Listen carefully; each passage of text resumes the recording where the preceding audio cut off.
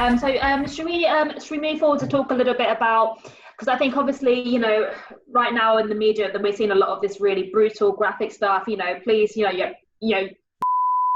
murders and things like that. But there is a covert and an overt form of racism. There is an ignorance. There is kind of or denial. There are kind of different pockets of racism that we face every day. I mean, there are institutional systems or corporate racism that I think we face, but it's done in such a quiet way that I think that it kind of goes unnoticed, or it's consciously PC. But I think also the term PC has allowed racism to elevate in certain ways, because people feel like as long as they sit within those parameters and how they do it, it's okay. So I mean, I think first of all, in parts of England, and I think we've seen this in things like the Brexit matter. I think in London, for example, I think we think that we've got it now. We're very embraced. We embrace cultures. We understand racism and cultures and struggles. We get foods and drinks from every kind of race, and we can get it delivered to our doorstep. But I think we were all shocked with Brexit that all these pockets in England outside of London did not have that education or did not have that thought process, and voted us out, for example. And I think that a lot of the people, even now, even in my experience, a lot of people think, well, all that's happening in America, it's nowhere near us.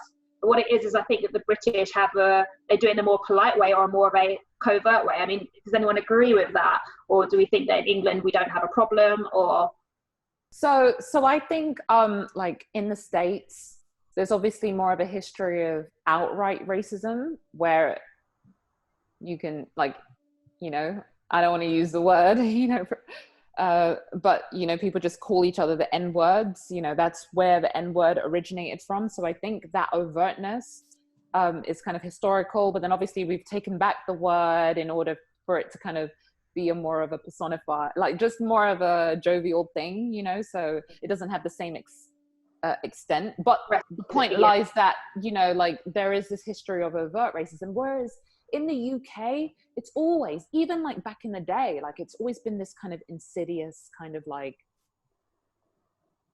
underlying thing. I feel like it's, well, you're not part of us. I mean, it kind of, sorry, Jade? We did have a part of our history where on doors there were no blacks, no dogs, no Irish. So that was within my mom's lifetime. Don't get me started on the gollywog. Let's get started on the gollywog. The gollywog wasn't removed from Robertson's Jam until 2008. 2008 Is the gollywog not an American? Jam. Is the gollywog a British invention?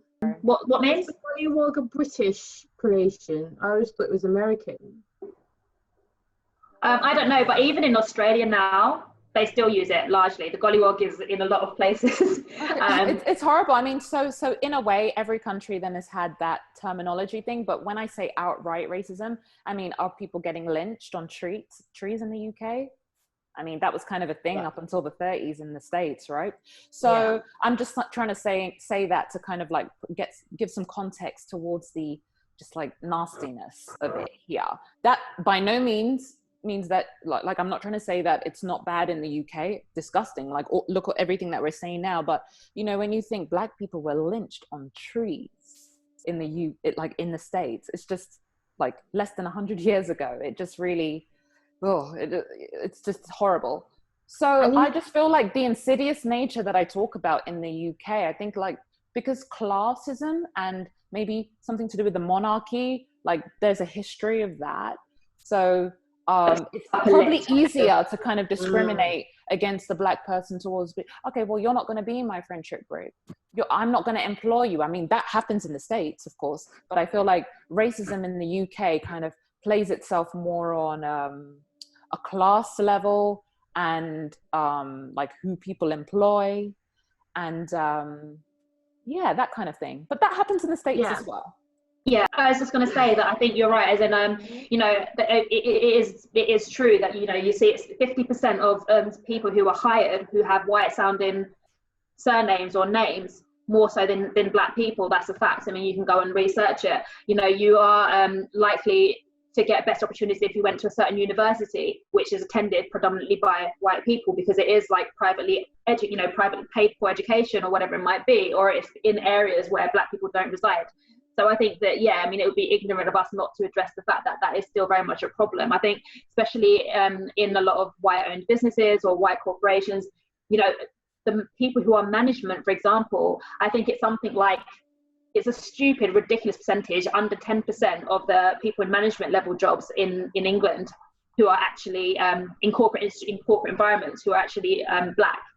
So I think, again, I mean, they did a survey, and I think they said something like, I don't remember the exact figure, but it was something like white people are more comfortable or have more trust having white people in those management or those leadership areas, because they feel like they would do things more in the way that they would. They have a concern that you might do something that would make them uncomfortable or outside of what they would ordinarily do. A lot of the time now, I think you get a lot of the hiring on a token basis, because a lot of companies are now strategizing or being incentivized for hiring people who are from a low economic background, who are ethnic minority, and they almost get a little tick for doing it because it's PC. And this is what I mean by when I say that this PC narrative is allowing people to kind of be racist, and but in a covert way, which doesn't allow them to receive the education they need to just not be racist. That's the problem I have. I don't agree with people being hired on a tokenism basis. I think they call it positive affirmation. No, positive affirmative action. Affirmative action, yeah. Affirmative action.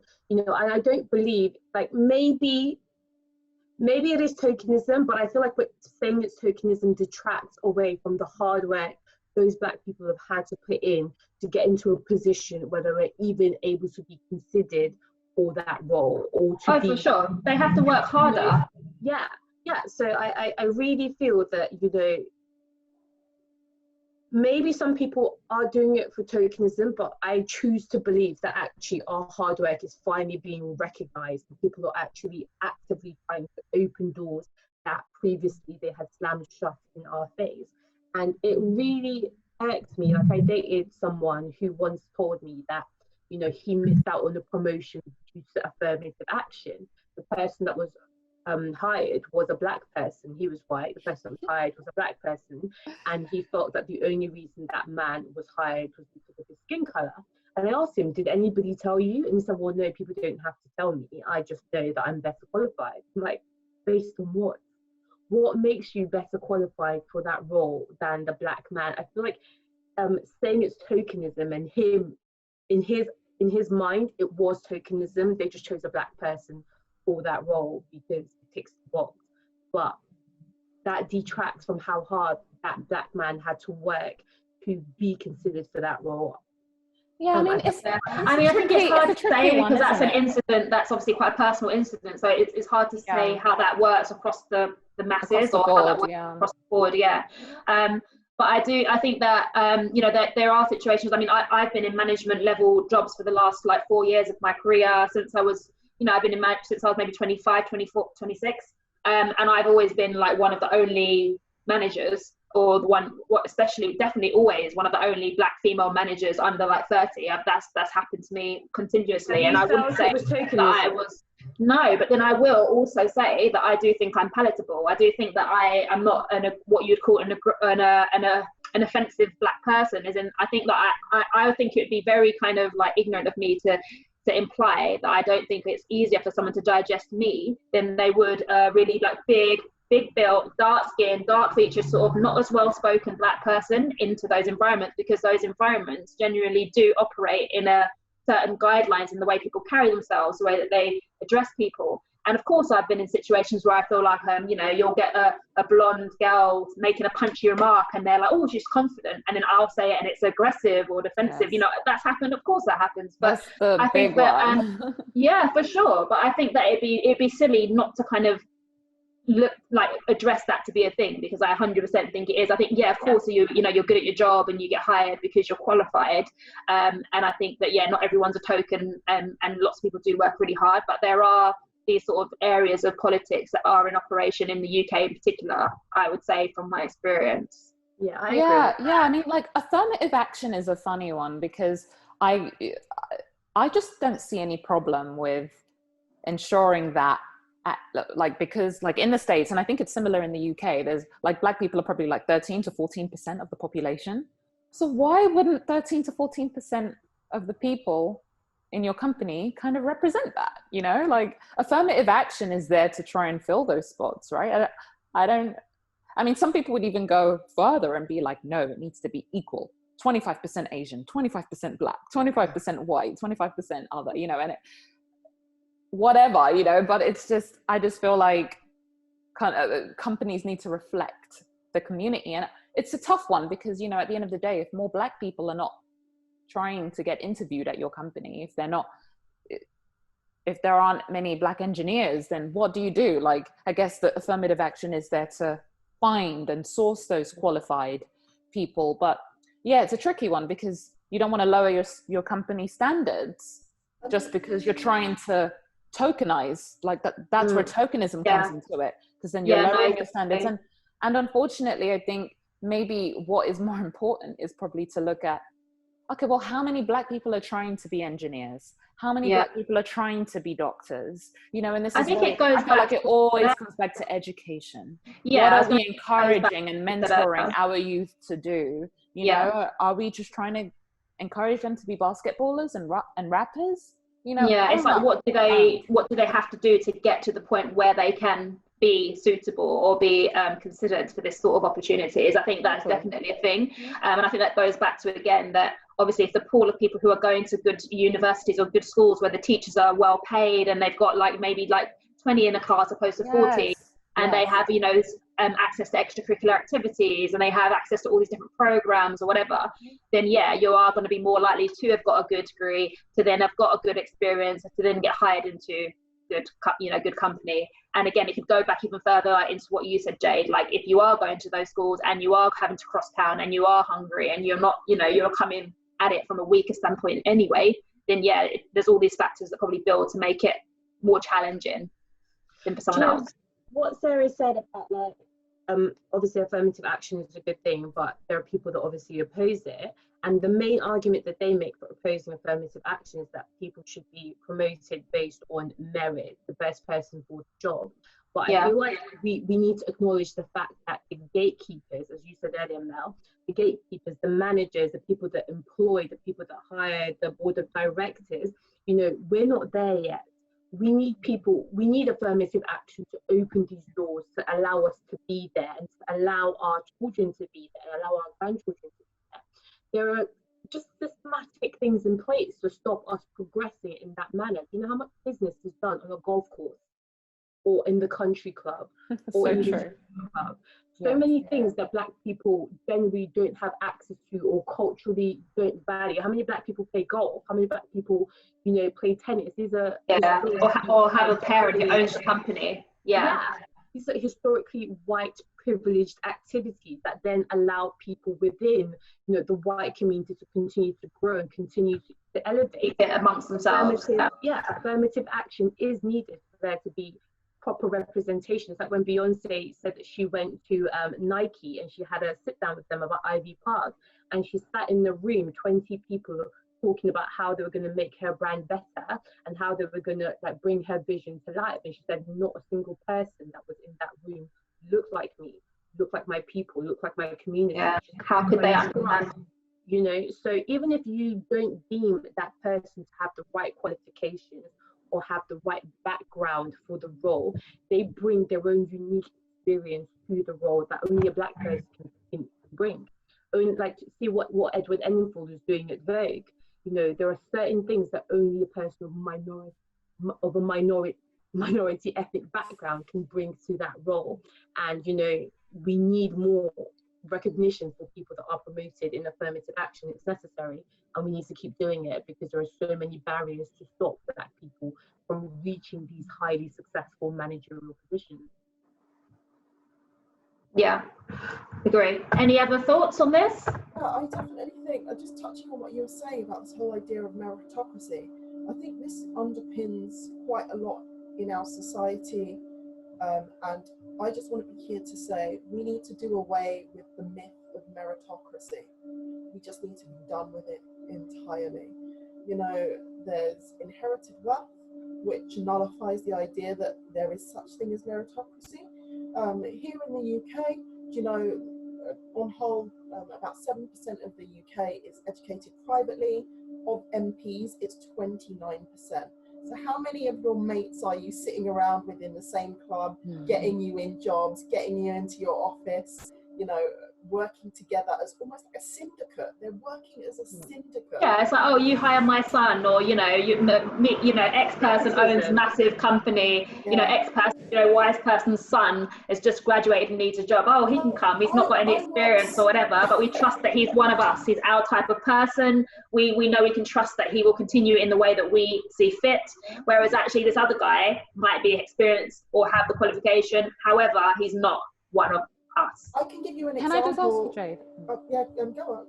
I just wanted to ask you, I mean, when you say you're trying, like, you don't want to believe in meritocracy, are you purely referring to like governmental levels, like really C-suite upper I think levels? you're thinking more about nepotism. What Jade sounds like is she's saying there should be no nepotism. I'm talking about nepotism in general. Yeah. I'm talking about nepotism. I'm talking about inheritance. I thought you said meritocracy. Yeah, meritocracy. Okay. No, but you mean nepotism. Yeah, I think. No, what I'm saying is... But even meritocracy, yeah. But what I am saying is meritocracy... You said do away with it, right? ...is a myth, and we can show that this myth is... it is a myth because we have nepotism, because we have the ability for, you know, someone like Bill Gates. I believe he's not giving his money to his kids. He's buying them houses or something. I don't know what the drama is on that. I heard something like that. Yeah, but the fact is that if he wanted to, he could just go, here. I mean, look at Trump saying, oh, you know, I took a small loan of $1 million. Small loan. A small loan. Oh, $1 million. I could create a whole eco community on that $1 million, I tell you. I probably wouldn't do very well in turning it into billions of dollars, but I would definitely create a sustainable environment where people can grow and learn for a very long time. And just sort of touching on this whole idea of affirmative action as well. I think it's fine when you get to the last stage of an interview where all of this actually has to do with HR. So for one, any CVs that go into companies, they shouldn't have names on them, because we know the first hurdle in the bin is the name. You know, very interesting. And the name goes straight in the bin. Oh, Patel, whatever, bin. You know, the first thing should be no names, no photographs. I know some people want photographs. That just needs to be done away with entirely. And also, when these job roles are written, I know that's around how women are sort of like hired. So for instance, women will need to see more things that they think they can do than a man. A woman will need to see like 9 out of 10 things to go, I can apply for this job. Whereas a man will sort of say, I only need to see like 5 of these things. So I want to know what the stats are in the Black community when we're sort of reading these. How much of our self-esteem is saying, I can't do half of these things, I'm not going to apply. So how do we, from the offset, write these job roles in ways that is going to be appealing to a wide range of people to begin with, and then we anonymize these people when they're going through the interview process or the CV process, and then when it goes through the interview process and both candidates, white and black, are coming at the same stage and they've got the same qualifications, like for like, that's the point where you need to assess in your company, do we actually need more diversity on the team? And it's not a matter of just saying I'm hiring a black person for the sake of hiring a black person. This is a unique perspective that you don't have in your company. This is someone to challenge groupthink. Do you know how much money you may be throwing down the drain just by having a bunch of middle-class boys from Reading all sitting around at the C-suite table, coming up with the same dry cracker ideas? I don't mean crackers in white people, I mean crackers in cracker. Like a graham cracker. Cracker, yeah. We get you. No, but we know what you're saying, absolutely, because they're not accessing any kind of new, unique ideas. They're only doing what they're doing and what they've been doing for a long time. Yeah, understand exactly. That this is a new voice at your table. This is some chili on your hot dog. Like, do it. Like, it's going to be interesting. It's going to mix something up, create new creative ideas, and reach more people than you've ever reached before. Yeah. And that's the brilliance of it. Yeah, but I think that is that element of that when you said that. Sorry. Sorry, no, Mims, go on. On the point that you made earlier, Jade, when you said that when you get to a point where there's both of you at the black person, the white person at the same level, that's when affirmative action, fair enough, might be utilised. I kind of disagree just because of what you said about meritocracy. You have to, I feel like, also look at the fact that, you know, perhaps the black person might not have gone, like on the CV, black person might not have gone to the better university, but we've seen, especially in America recently, what white privileged parents are able to do to get their kids into these more prestigious universities, you know, or the black person doesn't have as strong relevant work experience, let's say in the law firms, but has that white person been able to achieve these things that tick the boxes because, oh, their father knows somebody, so I think, like, yes, we want it to be as even as possible before we do affirmative action, but I think a lot of the times the black person has to work so hard to even come close to where that white person is.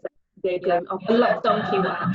That you actually have to think, actually they might not even have reached that level, but even to get that close, that person has shown initiative in terms of where they've come from, the resources that were available to them, that actually they can bring something unique to this job role that the 10 other guys that already are in that role that look exactly like that white person cannot bring. The cardboard cutout. Yeah, but I think it's kind of like what I was saying about you know, I don't know if tokenism is as correct as what I say is like a cool factor, and I do think a lot of the time other races, white people in particular, do think that black people are cool, or have a lot of kind of punchy ideas, or have a lot of kind of, like, I think there is an element of kind of trend setting or being a bit of a role model in terms of what sort of like current, or kind of like, because it is, I think, you know, you do get a lot of the time, and this is probably a weird topic, and correct me if I'm wrong, it might be just me, but I do think, I do think a lot of the time it's almost like they kind of want to brush shoulders with you, because it's almost like, you know, well, we've got like this girl, she's, you know, she's black, she's coming from a different background community, she might have this up her sleeve or that up her sleeve, and a lot of the time, especially, and I found this particularly when I went to Bristol for uni, a lot of the people from Norfolk or Bournemouth, like, I was their first black friend, and they were so excited. They were just like, you know, like, so a lot of the time I think white people genuinely it's almost like a badge of honor to have friends who are like black, or hire people who are black, like, you know, I've been, you know, sorry, go on, Jay. The Nielsen Group did a study in 2018, and in fact they said, like, verbatim, black consumer choices have a cool factor that's created a halo effect, influencing not just consumers of color, but the mainstream as well. Yeah. 100%.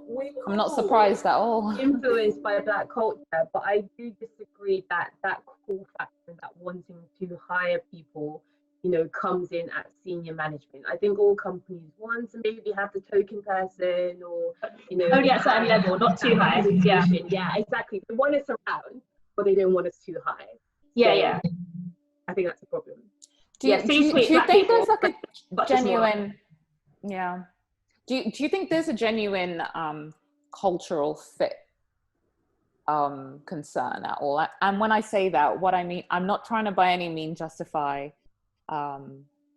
exclusion of black people purely because of not being, you know, in the, like, for example, like, I didn't, like, Bullingdon Club, boys club or whatever, but like, do you think there is ever like maybe a slight justification of, okay, well, in order to target this, like, let's say I was working for a marketing company and I needed somebody who really understood a certain particular demographic of people, and essentially that was just like the ethos of the company, you know, and it's just like, okay, well, why am I going to employ, like, if I'm trying to target people who only read Tatler, which is like the poshest magazine ever, I don't even know what, you know, that, but like, okay, like, this girl who, you know, isn't really into that kind of world has applied, but she's qualified, then she's not necessarily a, you know, a cultural fit. I think that there is a cultural fit element, yeah. I mean, I don't know about that particular example, but I do think in situations where, just a random, know, they do want, example. yeah, no, I get your point. But I do think that in terms of things like cultural fit, a lot of the time, we are talking about you know, these big institutions or these big corporate environments are owned by white people, and white people do have their own particular culture. So I think it might not be tacit, but they will have sort of specific areas that they would deem desirable in a candidate. I think that fall under culture, or things that you know, kind of ad hoc things that you would know had you come from this background or this race that someone else might not if they were Black or, you know, another race. I mean, I do think that is a viable conclusion. I mean, but there are going to be people who are going to be a cultural fit. I mean, the first Black person I can think of to my head is Naomi Smalls, who is a drag queen and has read cover of Vogue, you know, cover to cover, and understands Vogue. So if Naomi Smalls wasn't a drag queen and wanted to go and apply for that job, would you be able to say, oh, you're not a cultural fit because you didn't, you know, come from one of the poshest neighborhoods in New York? No, like you're a good fit. And I just want to make a point about, you know, the cultural fit thing, because I think sometimes they use as an excuse to exclude Black people.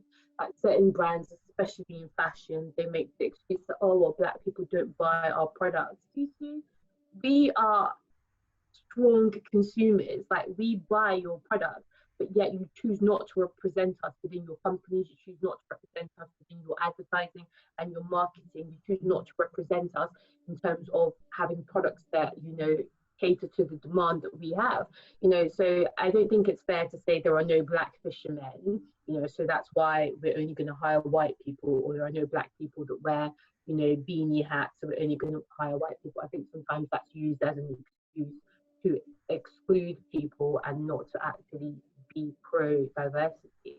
Yeah, I think it's kind of like the point we said. I think we spoke about this before when we were talking about, you know, makeup brands obviously having like 20 shades of white, and like 3 Black shades are either really light, middle, or dark, and that's all there is to it. And then even being mixed race and, you know, unfortunately slightly pale, I was never able to find my skin tone. Yeah, until... I always have to buy 2 and mix them or something. Yeah, ridiculous.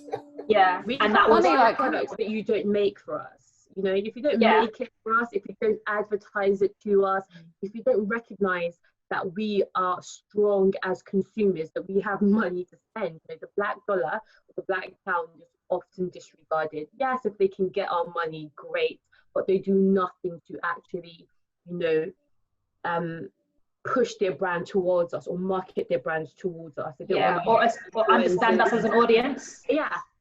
You know, so it's just an easy excuse. Well, Black people aren't interested in us. Well, you know, have you tried? Have you made an effort? Have you hired Black people? Have you marketed to us? What have you done to actually include Black people within your product? Yeah, agree. I think we've covered quite a large variation of topics. I mean, has anyone got any final commentary before we sign off? Yeah, I do. Go for it. Hire Black people, understand their stories, do the education, not because we're telling you to, but because your world could genuinely be more interesting if you look outside of your white bubble. Honestly, we're not savages. We're not going to maim and hurt you. We're perfectly normal. We put our bra straps on one strap at a time too. I don't. I do it like a lasso. Yeah, just get over this idea that you need to exclude us in some way because we're scary. We're not. Just talk to us. Cool. Okay. Any other closing statements? Memes? No? Sarah, any closing statements? Yeah, let's just stay strong, people. I mean, like, we're an amazing set of people. Let's remember our history and adapt and bring that amazing history that we have into whatever we're dealing with right now, so we can just be a positive force. And, you know, we just need to love ourselves. We need to really, really love ourselves and, you know, be the change we want to see. But, you know, that goes for everyone, not just Black people. Everyone needs to change and recognize whatever way that they're impacting or contributing towards inequality. And I think this is a real self-reflection period for everyone in the world. Yeah, No, absolutely, I agree. So yeah, thank you so much for your thoughts, ladies. I mean, I agree with everything you said, and I think that yeah, we do need to work hard to educate and like be a bit flexible in our approach to kind of tailor our approach to help people learn and create a platform where people do feel like they're able to ask the questions that are a bit awkward or uncomfortable, and accept the fact that obviously our views will be challenged. A lot of the thoughts that even we have amongst us four are we have different views altogether and different perceptions. We have different experiences, so I think that's a really important thing to consider. But yeah, if anybody wants to leave any comments or ask any questions or has any thoughts at all, we're more than happy to hear it. So drop a comment below, and yeah, below. Hope you enjoyed listening, learned something, and obviously if there's anything else you want us to cover next time or anything, let us know. Thank you. Thanks for setting it up, Lovely Mel. chatting, guys. Thanks, Mel. And Jade. Oh, guys, that was amazing.